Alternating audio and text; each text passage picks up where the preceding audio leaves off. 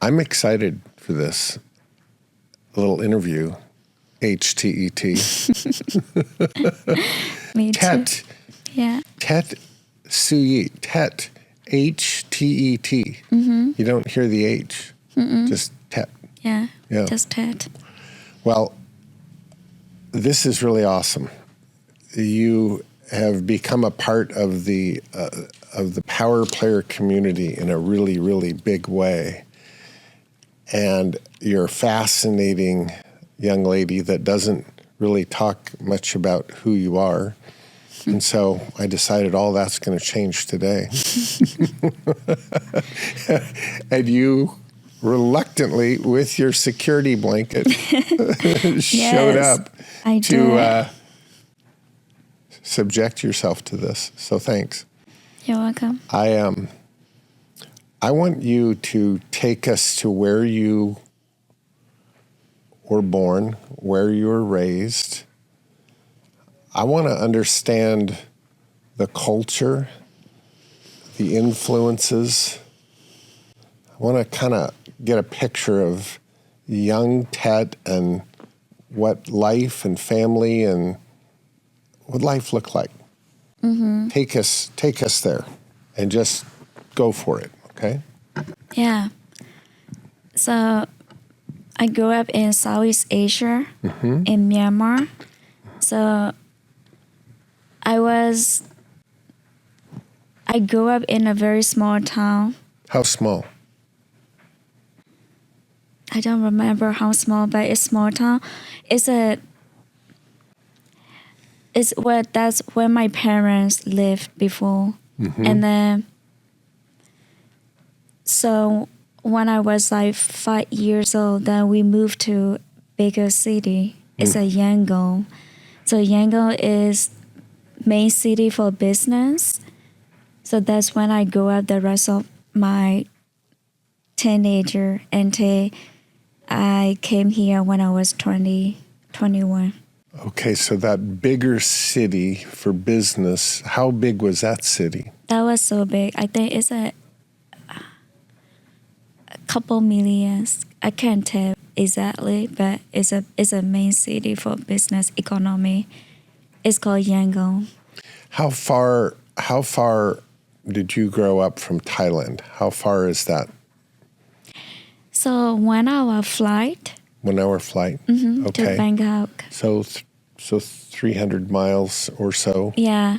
But we are not in the neighbor, because the city I grew up is in inland. So it's a little bit away. Mm-hmm. But yeah. Okay. So you were 5 when you moved to the city from a real small town. And tell me about your parents. Tell me about brothers and sisters. Yes. So when I moved to city, 2 years later, my brother was born. Mm-hmm. So my parents, they moved to the city first. So my sister and me, we lived with grandma, stayed in a small town that time because they left when I was 3 years old. Very young. So you lived with your grandma from like 3 to 5 back in the little village, the small town. Mm-hmm. Yeah. Was that hard being away from your parents who went to the city to work? And Yeah. Do you remember it? I don't remember very well because I was so young. But I know that I really miss my mom. So I remember I think they tried to put me in a kind of kindergarten or something, even though I was so little. Oh. And I remember I ran away from school every day. Like every time they took me there, I just ran away just in front of the school. So that's the reason they decided to, send me back to my parents for my safety. So that's how I got together with my parents. But maybe 1 year later, they took my sister back too. And then so my sister and I and my parents, we all lived together And 2 years later, my little brother was born. So family of 5. Wow.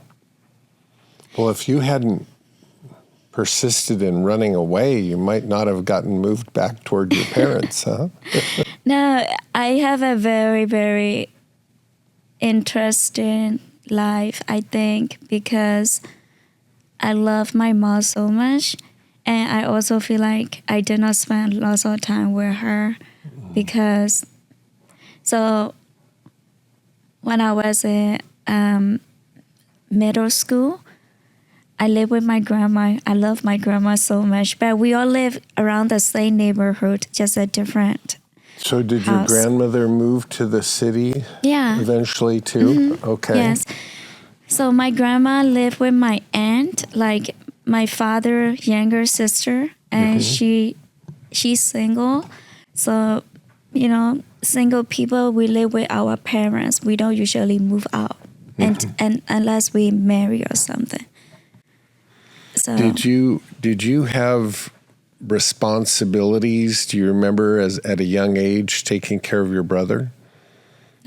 no. No? He was taken care of by your mom. So you were, and tell me about your sister. Older? Older, yeah. She's 4 years older than me. She's the one who take care of my brother.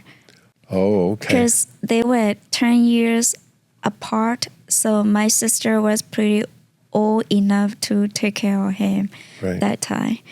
I was a middle child, so. Right. Yeah. So, okay. So what did your parents do in the city?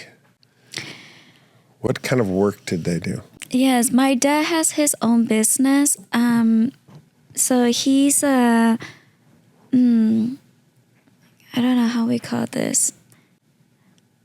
I think we might need to edit this part, and you need to help me. So, kind of a middleman. Like he buy local lagoons, like a beans, different types of beans from the farmers at different parts of Myanmar, and then they sell it to the export company, and especially China and India. So that's what he does. So he's an entrepreneur. He never worked for anyone in his life. He always loved to do his own things. And your mom, what did she do?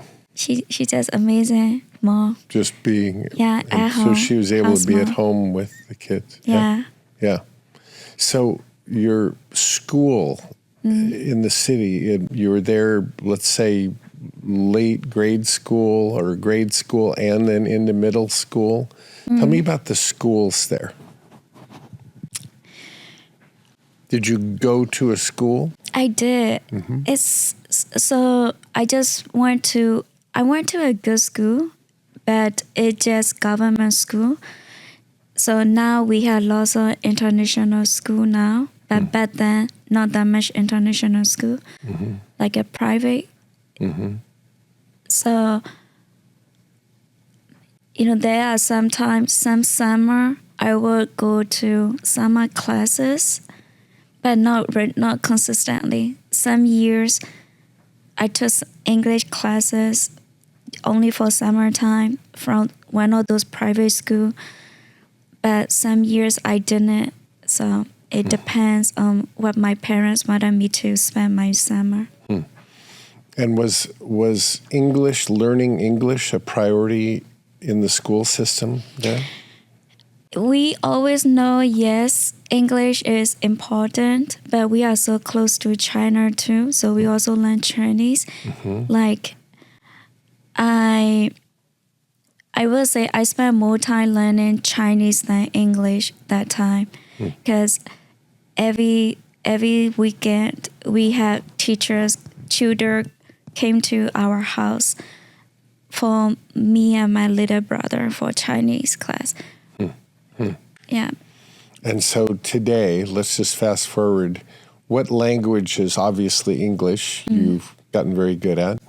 What languages do you keep up current to where you can speak fluently? Chinese? Do you feel comfortable speaking Chinese? So I'm back to practicing right now.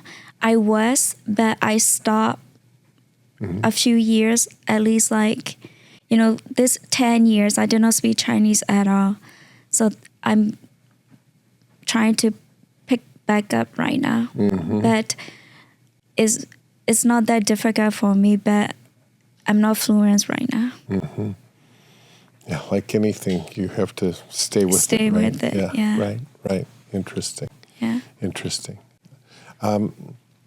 So with an entrepreneur dad, a stay-at-home mom, things are going well, you're living in the city. What was the motivation? Was it a family motivation to push you to come to the U.S.? Was it something inside of you that you wanted to come to the United States? Tell me about that process, that decision, because it's a big decision. Yeah, inside of me. So I graduated from high school when I was 16, which is so normal. And my best friend asked me to come with her and her mom to one of those private university from England seminar. So it was just right after I finished my high school. And I went there. It opened my eyes because nobody in my family, we study abroad, nobody. So that was totally new idea. And I knew at that moment that's what I wanted to do. I really wanted to study medicine abroad. So it could be either UK or US, one of those countries. So I came back home that day and I talked to my parents about that. But I was 16, so, it was so far away. Also, my country is communist. So the way we live is very different from here. The culture, like lots of culture, different things there. And so they think that I was too young, so they didn't want me to go that time moment. So I did not go to any university in Myanmar. I told them that this is what I want to do. If not, I'm not going to any university. And I did not. So when I was 19, 3 years later, but during that time, I was spending lots of my time learning Chinese and also a little bit of English, basic writing, listening. When I turned 19, my mom,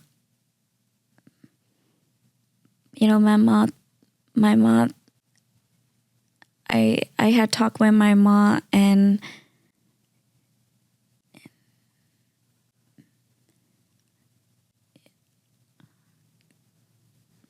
she just, I don't know what happened to her, but she just okay, she just agreed with my idea and she wanted me to pursue what I wanted. So she talked to my dad and I started, study focusing on English that time to take the test because I had to take the test to apply for a school in here. So you had to know a certain amount of English. I do, yeah. Before they would even approve visa. You transferring the visa. Tell me about the, at least nowadays, trying to immigrate from a communist country to America. It's gotten very, very difficult. Was it still a very difficult visa process when you came? At that time I applied, yes, it was, I would say only 20% of the applicants got approved. And I was lucky, I got approved on my first trial. So I was lucky, but it's a really long process, a lot of documentation you had to show. So 2 or 3 years later, we had different politics party. At that time frame, a lot of openings up with the foreign country, so easier to get visa at that time. Now we are really in a politic and stable situation right now. So we got sanction from the US and all the visa are closed. So it's back to very difficult to get a visa right now. Mm-hmm. Did your older sister, did she share any of this desire to come to the United States as well? She does, yes. And did you do that together? Did you talk about it and come together, or did she come at a different time? Mm-mm. So at that time, my little brother was so little, and my older sister, she was helping with my father's business. Mm-hmm. So at that time, she was most supporting me, to get to here because she was working with my father. Mm-hmm. So my father did not want to lead him too. Mm-hmm.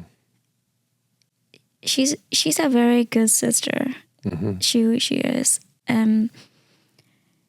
So a few years later, she went to, she started her own journey with education. Like she's in Turkey right now.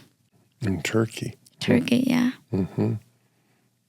Wow, that's a mobile family. Yes, we all are everywhere right now. So at 21, you came to the United States. Mm-hmm. Where did you land when you first got here? Mm-hmm. Do you know Kent? Kent, Washington? Yeah, urban. South Seattle. Yes. Yeah. Uh-huh. Yeah. So and how did you land there? Yeah, that's a good question. So I I did a lot of research about which state I want to go. Usually New York and California are very popular states. Mm-hmm. But at that time, I got connected with one of the person from the school. He has a good relationship with the U.S. Embassy at that time. So he also trying to get more international students for his college at that time. So I decided to choose that school because not a lot of international school. Mm-hmm. Not a lot of international students there yet. Mm-hmm. And also, I can leverage his relationship with the U.S. Embassy as well. Mm-hmm. So that was almost like a sponsor that said, I'm here, I'm going to be supportive of you when you get here. Is it like that? It's not like a sponsorship. No, it's like, so for U.S. Embassy, sometimes they look at school, like is that this student's really going for school or, they just using the student visa to escape from the country. So those are one of the questions they think about. Right. And having a good school and a good relationship with that person, so they trust school too. And so also I was trendy when I applied for the visa, and I did not go any university in my country. I only had high school, so maybe kind of made sense. The reason I wanted to come to United States for school, maybe that kind of made sense to them too. So a little bit of everything. But I was so surprised too because I got a visa for my first trial. Besides, there's a long process with the paper. I had to show lots of document. So I did with the lawyer too to support all the documentation process. Right. Wow. How do I say this? Ted, I think that when you really want to know, you really decide, this is what I want to do. I want to do this. The next thing is always the challenge piece. It seems like if you kind of don't really know what you want to do, you never hit that challenge piece because you're never really committed to anything. Yeah. You know? But when you really say, this is it, there is no plan B. Yeah. The very next step is always this chasm of challenge that says, oh, really? You want this? Well, let's see how badly you want it. Yeah. And it's, I don't know, I think that there's a pattern there. You really knew what you wanted to do. And so here comes the challenge. I also think the end of that little chapter is significant too, is that if you step into the challenge and you take it very seriously, you hire an attorney, you really have your ducks in order, you're not trying to pull a fast one over on somebody, you really want to go here, go to this school, and you're sincere, okay, the door's open and here you are. Now, how did you arrive? You're 21. How were your English skills? Super bad. Very, very bad. They were beginning, just at a beginning stage. Yes. Okay. Yes. And what about employment? Did you have any employment? No. No. Because I have international student So visa. you can't really even work. No, it's like only I was allowed to work 20 hours per week on campus. And it was a challenge, because everybody wanted a little bit of job that time, right? So I did not get a job for the first 3 months. I also glad too I did not have a job because I was trying to pick up with my English and my school for my first semester. Not semester, my quarter. So, were there other international students there from your part of the world that you could speak your native language or Chinese or anything? Was there? Did, yes. So we were the first group of people for that college from my country. So there were total five of us. So two people got there I think 2 quarters before us. So and then 3 people, 3 people came all at the same time with me. So total 5 people, and then we lived together too. So it is good and bad. It's good, man. It was stay in your comfort zone. It was bad because it did not help me with my language because, I keep talking in Burmese. I only speak in English when I talk to professor or other students. So if I could go back right now, that's why I always talk my sister and my brother live with different nationalities. You don't need to live with the same group. Where you came from. Like throw yourself in the deep end of the pool and immerse yourself in this new language and everything. Yeah. That's easier said than done. It is. Pretty scary. It is. It was. I agree. Yes. Maybe that's me. I like to do it that way. Things. Because I never have a plan B in my life. Never. I think a lot before I make decision. I really do. But once I make decision, I never turn back. Whatever comes my way, I always focus on the solution and then I make it through. I always focus on when I want to go. And I just make it work. That's the only way. That's how I live my life so far. So, and of course, I'm curious how that, it seems even when you were a little kid, you'd keep running away. And, there was a determination that, no, I want this to go a different way. And I'm committed to a different way. And if have you tracked where that's come from, that internal strength to just say, this is my course and I'm staying with it? That's very unusual, especially at a real young age. Thank you.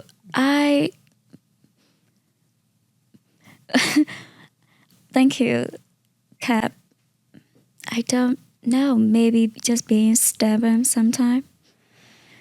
I think stubborn is different. I think stubborn, you can hold the line on things that don't really matter. These all seem to really matter to you. Yeah. If I just thinking right now, I think a lot of things come from just being so close to my mom. Like, for example, she has lots of chronic diseases. Like she said she had diabetics, and she has really hard, narrow blood vessel in her heart. So she has a really heart issue. So as a kid, I always wanted to go to medical school so that I could take care of her. As a kid, that was my motivation. I think it was just very pure love for her. And just looking at her in pain and taking medicine, I wanted to help her for her pain.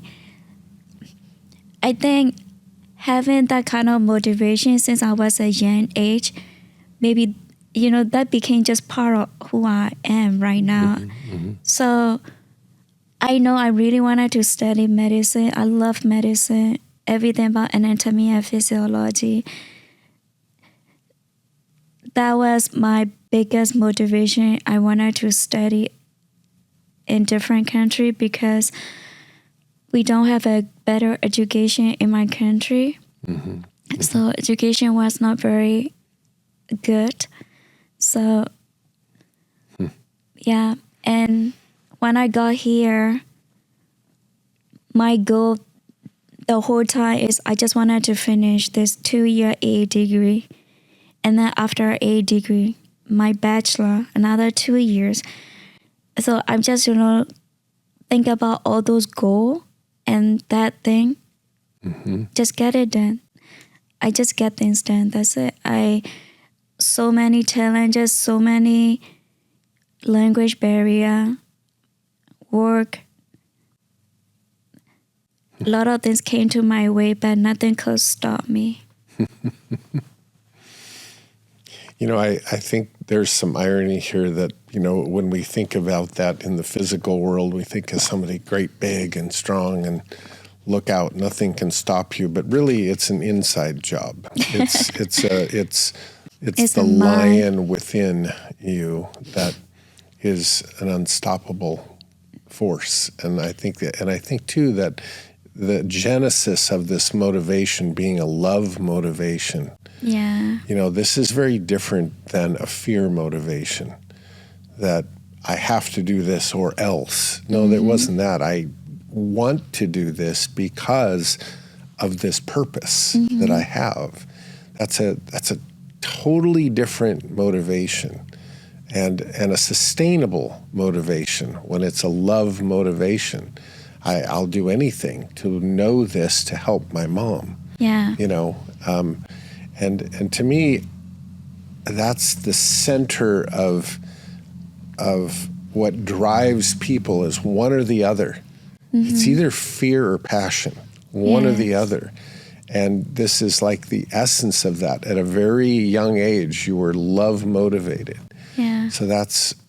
So take me on this journey now, Htet, with the world of medicine, the world of work, your continuing education, your master's degree, you're working in the world of medicine. How has that played itself out? Now you're in the kitchen of it. Now you really see what it's all about. You see the job opportunities and various avenues. Walk me through that journey of medicine as it relates to your pursuit of that. Thank you. Looking back right now, I believe that sometimes things happen for a reason. You know, sometimes at those moments, you do not know why things happen. You just try to solve it and move on. Like, for example, my bachelor, my grades were not good enough for medical school. It was good, just not good enough to go to medical school. Everything has to be straight A or at least A- or B+. So that was my another motivation to pursue my master program, because master program, the program that I choose is Biomedical Science. So the curriculum is same as the first year and second years of medical school. So 50% anatomy and physiology and 50% pharmaceutical. So at that moment, my thought was, if I really do well in that program, it will help me a lot when I apply to medical school. So another reason I did not do very well, I did not do well enough for my medical school during my undergrad, was because I was working for 3 jobs and then working 60 hours per week plus our full-time student. So it was a lot. It was a lot, like, when I had money to pay for my tuition, I don't have enough time to study for those tests. But somehow I did it, because somehow, I just did it. So you were able to work more than 20 hours at a certain point after your bachelor degree, then you could work more with a visa, or did you become a citizen? How did that come about? Don't know how much we can talk, but I just want to talk to you, and you can decide, you can edit or not. Yes. So this is what happened. I work illegally outside, cash job. So I work 20 hours on campus, and then I pick up another like 2 or 3 jobs outside, like at the restaurant, cashier. Just work for cash to make things happen. Yeah. So that's why I think that's how I learned like a social skill, like a people skill through that work experiences. Right. Like, you can name it. Like, I used to work as a babysitter, caregiver, at the restaurant, cashier, delivery, farmers market. You can name every cash job I could get. I did it. Again, I had to pay my tuition and then rent, everything. So this is what happened to me. I did not apply for asylum, or I kept my international student status. So my tuition was 3 times of what U.S. citizens pay. Wow. And then I was not eligible to get financial aid because of international student status.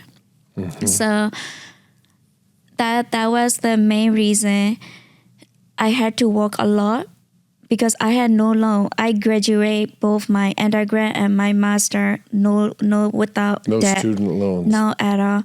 I pay for everything. And then I pay 3 times more than U.S. citizen. So that's why I had to work a lot. So those are the reasons. So I got accepted to my master program, and I did really, really well, very well. 3 months before I finished my master program, I lost my mouth suddenly. And, that's another story we can talk about. So, yes, the whole of my motivation was based on love for her. That's how everything started. So that's why when I lost her, suddenly I lost myself too. Because she was, I would say she was like everything for me. How long ago was that?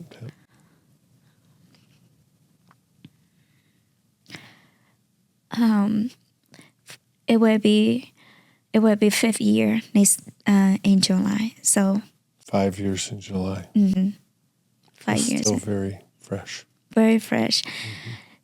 So it changed me a lot. It's really changed. It changed me. Like I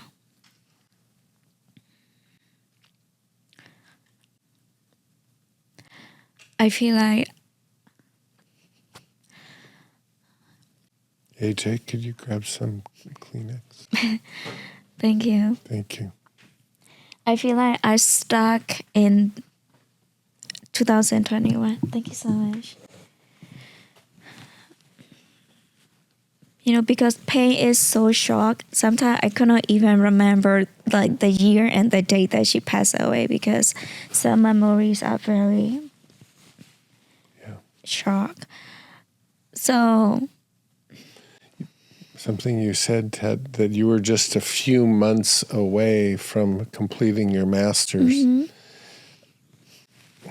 But I know that you've completed your master's. I did. What gave you the motivation to, did you do that for your mom who would want you to complete that? So for me, is when I start, I always finish it no matter what. So my theory is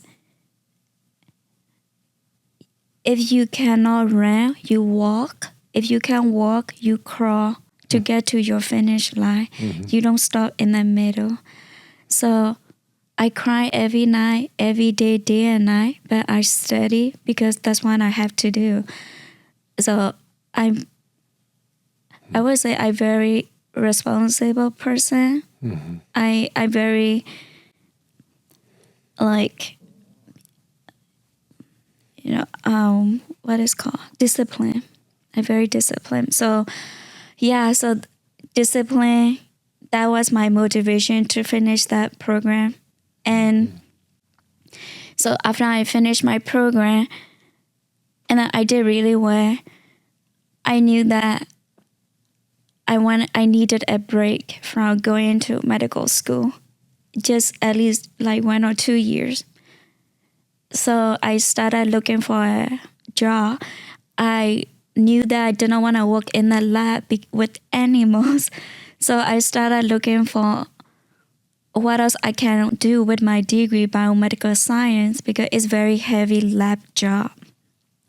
So I find this medical device sales because I didn't want to work for pharmaceutical company.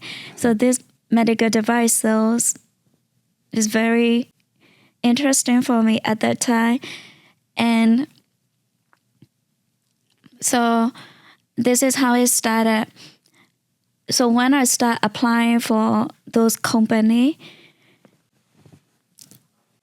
my resume was very weak.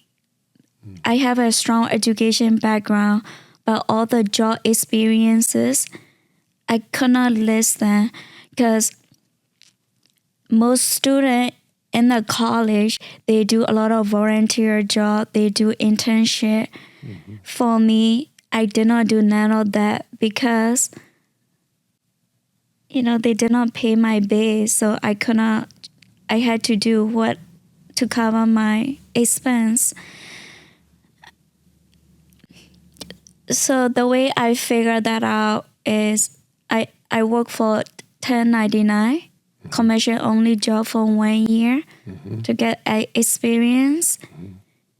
And then I saw this medical device company that focus on oxygen and respiratory devices, bypass CPAP, non-invasive ventilator. Again, my mom was my motivation that time because my mom passed away because she did not get oxygen. It was so brutal. It was a tragic. Was it during COVID? COVID time.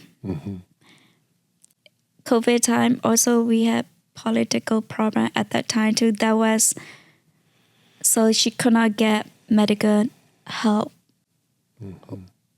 in the critical time, and then she did not make it because she has underlying or chronic diseases. So once I saw that oxygen on the job post, I just applied it, and I worked for that company for like 1.5 years. And after that, I really want to do more deep in medical knowledge. I really wanted to work in the operation room. So I applied for different company that mainly focus in the operation room medical devices. And then that's how I work for my last company. Yeah, so in the OR most of the time. The motivations, the primary motivations that started this whole medical journey have significantly shifted now. It did. And even after your mom's passing, there was motivation to help somebody else with oxygen that was a part of your mom's passing. As you're in these fields, the medical device field, did you feel the same calling? Did you feel the same focused enthusiasm as you did when you began this journey? Sometimes when you visualize something and you think this is how it's going to be, sometimes you get there and you've already been there. It's exactly as you thought it would be. And other times you get there and it's not like what you thought it would be. Yes. How has your experience gone? I also, okay, so this is my very honest thought. And if you think this is inappropriate, please edit it. That'll be up to you. Well, I don't know for other people experiences, but for me is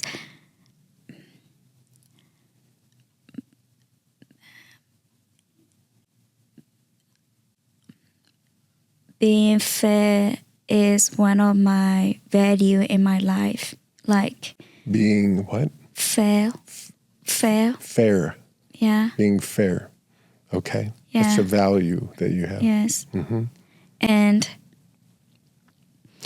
one of to answer your question, I love medicine, no matter what. One thing that really bothered me was insurance company.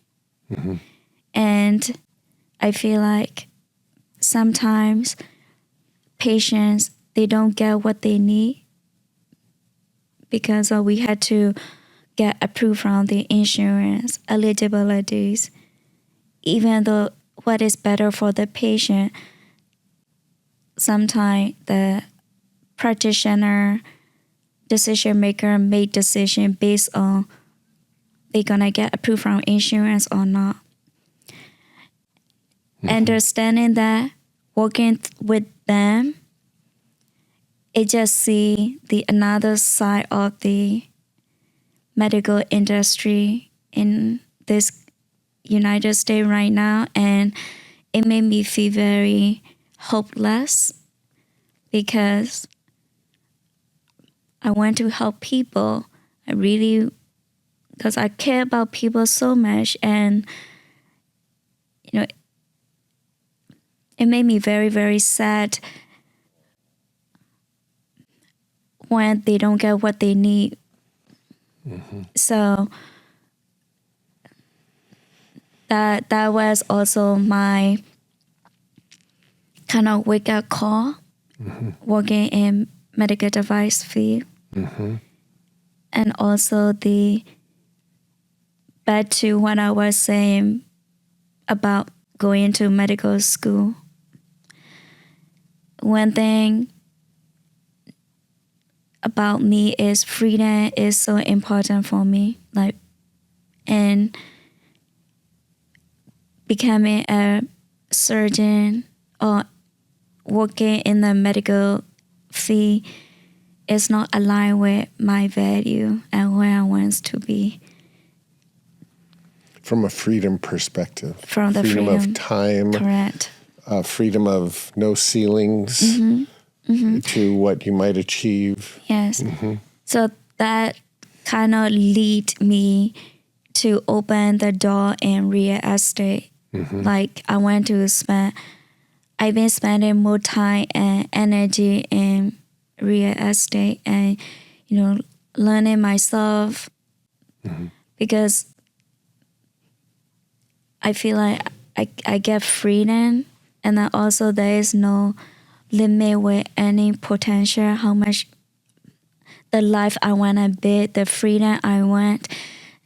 Especially one day if I want to get married and have kids, if I want to stay home with my kid or spend more time with my child, I don't want to pick between my time with my children or my work.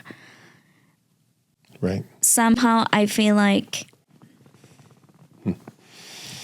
I think that's an amazing awareness that there's a lot of currencies out there, Htet. Money is a currency. That's one thing we can say, well, this has you can make a lot of money at that. That's a currency. But time is a currency. The freedom of choice of where you go, when you go, because you want to go, that's a currency. It's a big currency. And I think it shows a lot of awareness that you're evaluating all those things.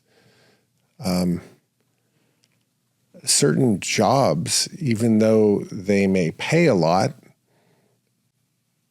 you may have, quote, success in one currency, but other currencies like freedom of time don't exist. Somebody dictates your schedule.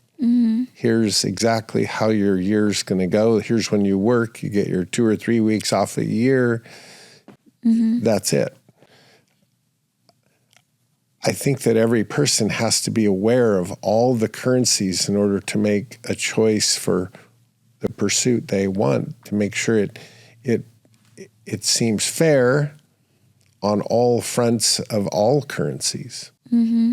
So real estate, quite seemingly a big departure from anything related to medicine, but why real estate? Why pursuing real estate? What led you to real estate being an option for your professional endeavors? Because it seems like a big departure from medicine or that entire field of medicine. Yeah. So when I get my first full-time job and I want to invest in something, like somehow I always think a little bit different from other people. And I don't like investing in stock. It was not a very big motivation for me. Don't know why. So I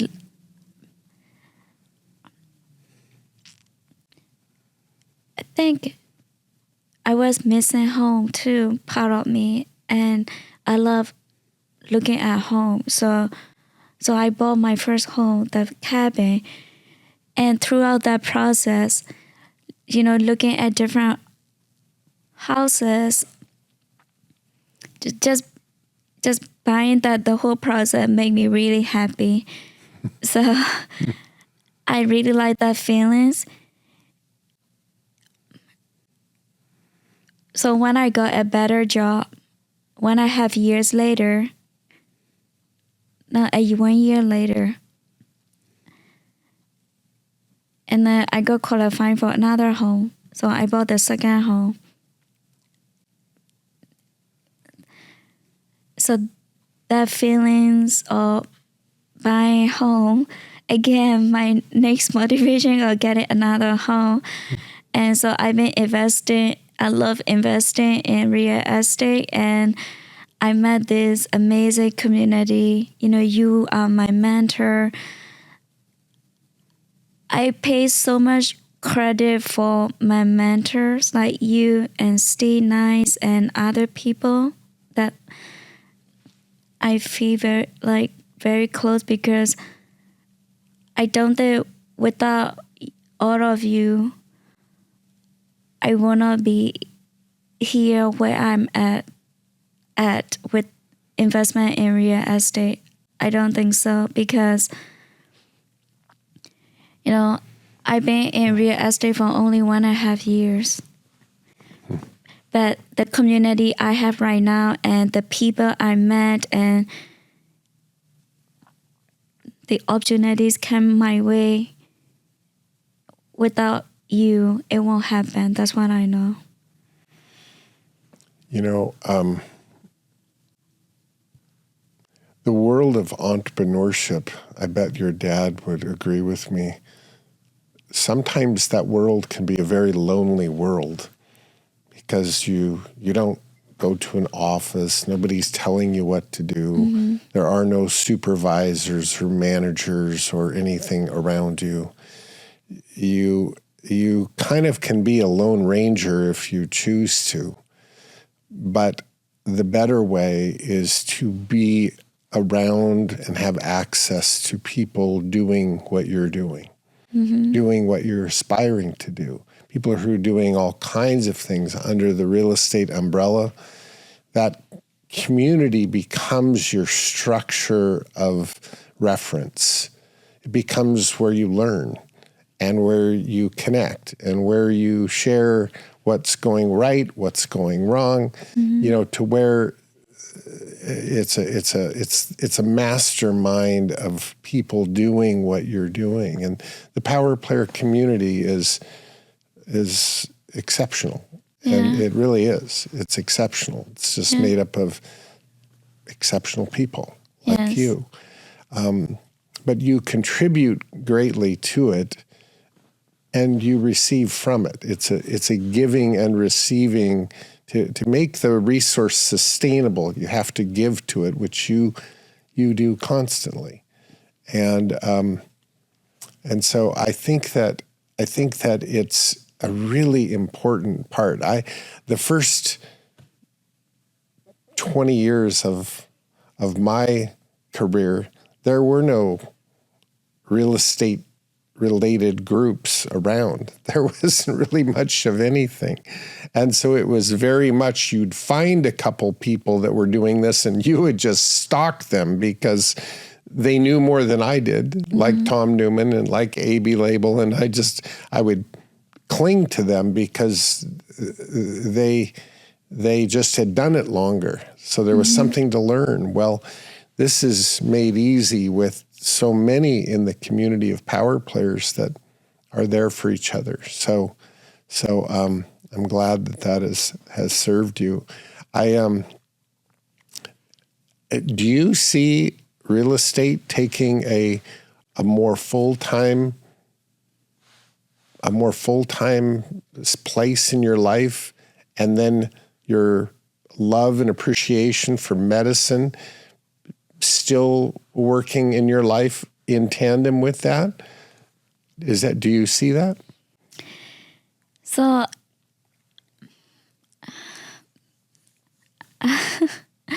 I see it. So what I want to do right now is I want to work on medical bidding, mm-hmm. real estate. Mm-hmm. So it is, stay like medical bidding. Even though it's not about medicine, it's still about like clinic, hospital, any medical commercial bidding or anything related to medical billing and real estate. That's when I want to focus right now. So I've been thinking a lot. And how many lots? 4 a lots? A lot. That's a lot. That was a lot. Yes, a lot of thinking for a couple of months. Oh, one more thing was I was in Vancouver, Washington last year, and I moved back to Seattle in February this year. That decision, I wouldn't have done it without you and this community, because you know it. Everybody knows that it's not that easy for real estate as an agent to start it. There are so many things because it's so big. If you don't have a right guidance or right mentor, it can take longer to get where you want to be. And for me to get this type of confidence and making kind of this decision is, because I totally trust you as my mentor and then the community that is very supportive. So through my experience. Well, I think this will be an amazing journey, Htet. Tell me about your homeland and the United States. Do you have is there a part of you that wants to take your knowledge of medicine and real estate and apply some of that to your homeland? I do. I don't know how, but I know that I want to have a nonprofit hospital in my country. Because there are so many disadvantages people there. So I want to give them free medicine, free medical support to them.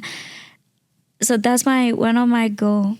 I don't know when, I don't know how, but I'm going to make that happen. I see that oftentimes. Here's one for you, that there's a power player who in her intake formed power players.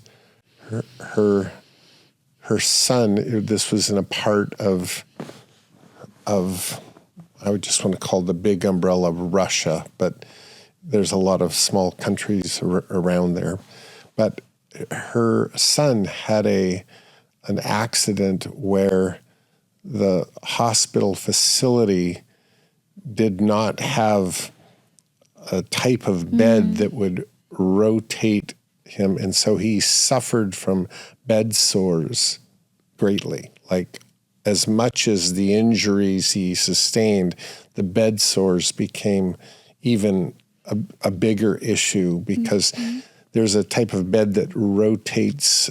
I think Stryker even makes it that rotates you like a rotisserie so you don't get bed sores. Well, there were no such beds in this hospital. And on her intake form, she says, my motivation to learn a lot about real estate and make a lot of money is to go right back to that hospital and make sure they have plenty of these beds so that no person would have to suffer like my son did. Yeah. Well, it was one of the many things that she was known for. She just passed away this last year, a power player. But one of the many things she was known for was providing those beds to those hospitals where her son was. So the motivation of going back to where things weren't as accessible and weren't as available as they are here, to provide a whole different level of attention and care, that was a huge motivation for her. And so I could see that in that the facilities are less equipped. Yeah. I can see the motivation. Yeah. And I'm sure that that you would name this facility after your mother too. Right? Yeah. Yeah. And so those motivations, although they may sound impossible, there are no ceilings in this business. And I've watched people with those kind of motivations in this community go and from scratch build a school in Africa and where kids get meals every day and they get education in a real building, not just drawing in the dirt, like a real school where they go on to universities. Shout out to Monica McGuffey, who that's her story. She's a power player. And just amazing how that focused motivation can keep you doing smart things in real estate that allow you to go do great things in other places. Yeah. So Agree. For me, like, I grew up in the communist country and I witnessed myself that life over there is unfair. We don't have humanitarian. It's very poor out there. So it's always made me feel sad, like forgive me if I say this wrong, like most people in my country homeless, or it is because they have really misfortunate event happen in their life. They lost part of their body, or they lost parents, or they got really bad disease or something, like not because of they are alcoholic or druggy like here. Over the homeless are really in need like that. And since I was kid, seeing that made me cry. I would cry and look at them because I felt like I could not help them. I felt helpless for them. So that's why, my deep down, my biggest motivation is I really want to do a lot of contribution to people that I really need help. So I saw a lot of need in my country for sure, and I'm pretty sure that other country needs help too. We need a lot of people.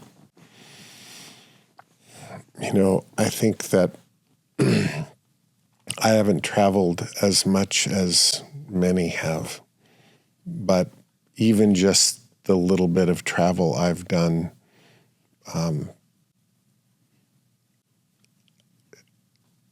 just getting out of what we call normal around here. I had my own wake-up call in Bolivia, in La Paz, Bolivia, of just looking at what's normal. What is that? It was poverty like I had never seen before. It was shacks and cardboard structures and little kids in diapers in the snow. It was just overwhelming. No sanitation systems, no sewer systems, it was just a different world. And it just a taste of it. There are those who make it their world to go into these areas and really know it to a whole different level. But just even the glimpses I've seen in South America and Mexico and various places that I've been, you come home and there's a faucet over there that has water you could drink right out of the faucet, not really even worry about it. A sewer system and grocery stores with beautiful organic food and things like this that we just take it kind of for granted. Yeah. And to have a true perspective, I think makes for a lot of gratitude. Yeah. When you realize how blessed we are to be here, to have opportunity. I mean, there's just nothing to complain about in this country. You know, and yet all you hear are complaints of how the politics is this and that. And Yeah. I think that those are just people who haven't really gone out and looked at the alternative very closely. Yeah. Because this is heaven Yeah. compared to most places I agree. on earth. And so I just love the motivation, though, that this is what drives people to do great things, Htet. And you will and are doing great things already. To be here, to have gotten all through your education, to be knowledgeable, to be buying real estate, to be supporting yourself. All of these, there's no sense of entitlement in you at all. And you always show up with something. Thank I don't you. even know what the pastry was that you brought today, but it wasn't bought at Safeway. I can tell you that. No. It was, you always show up with something. And so I really am motivated to watch you just share more of who you are with this community. I can see you up front at an alumni event one year, talking to all of the Power Player community.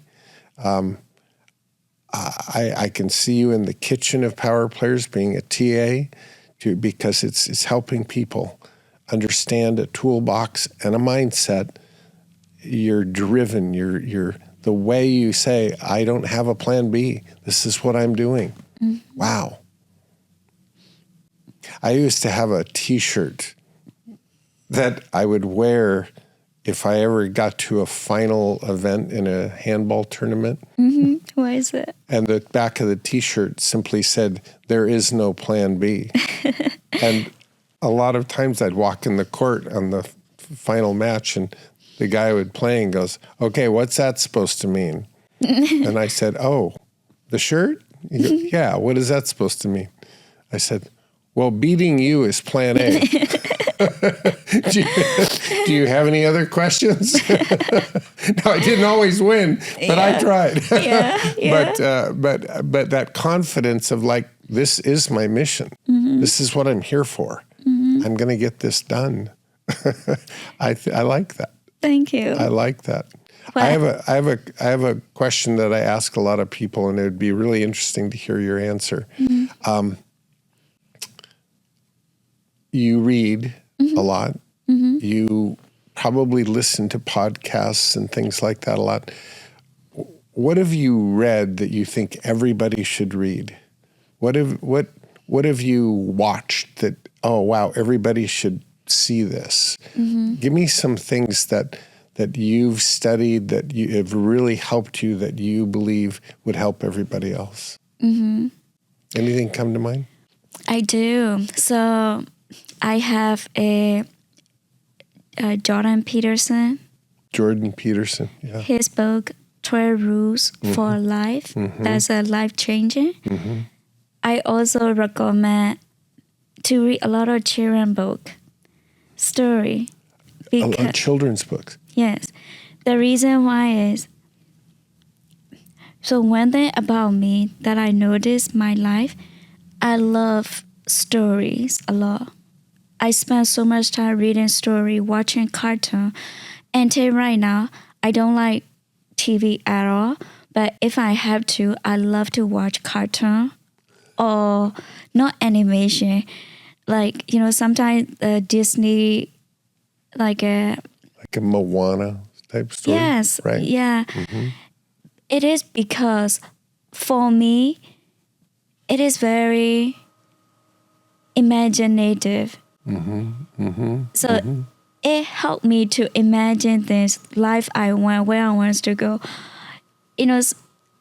Because sometimes life is so heavy, and then I feel like reading those stories, watching those, sometimes it's very simple. It's very, very simple. They have problems. They focus on solution. They go what they want at the end. They fail many times, but at the end, they win. Right. So that's how I see it. And I love that. So that's really, that's awesome. We should have movie night one night and watch, like Moana or Tangled, one of my favorites. Tangled, or your Shrek. Favorite. Yes. It makes you laugh, but also it gives you the takeaway from that story is like, you will get what you want. You just have to keep trying. That's it. Yeah. So I think that's, I've never heard it put quite that way, but I think yes, because life has a lot of darker clouds and things you have to navigate, that the cartoon type, the animation, it always comes out in the end. Yeah. The good guy wins. Yes. They find the princess and it all works out. And It's very colorful too. Like when you look at animation, everything is like very colorful. It's help with your brain too, to see something positive. Like usually it's so for me, adult movies, adult films are very like dark, like action, killing people, or angry, or mad, or sad. I like that. That is signature Htet. I love that. Thank you. That. Oh man, Htet, how do people get a hold of you? If they want to connect with you, if they want to say, okay, I have some questions or I want to tell you something, are you comfortable giving out your email, your phone number? How do you, or social media or whatever? Do you have a way they can run you down? Yeah, they can reach out to my phone anytime, and they can ask Ryan. Okay. Ryan has my phone and my email, so they can get it from him. Okay, so we'll if they call and say that she said call you, Brian, then he can give that out to them, and then they can call. Okay, yes. Fantastic. Well, thank you. This was a start. I told you this is going to be like several stages. They're going to keep coming back every couple of years to interview the evolution of Htet. Yeah. Okay. Yes. Perfect. Thank you again, Kat. and thank you for dialing in and being with us today. And of course, any questions you've got directed to me, to run me down at 206-226-7777. God bless.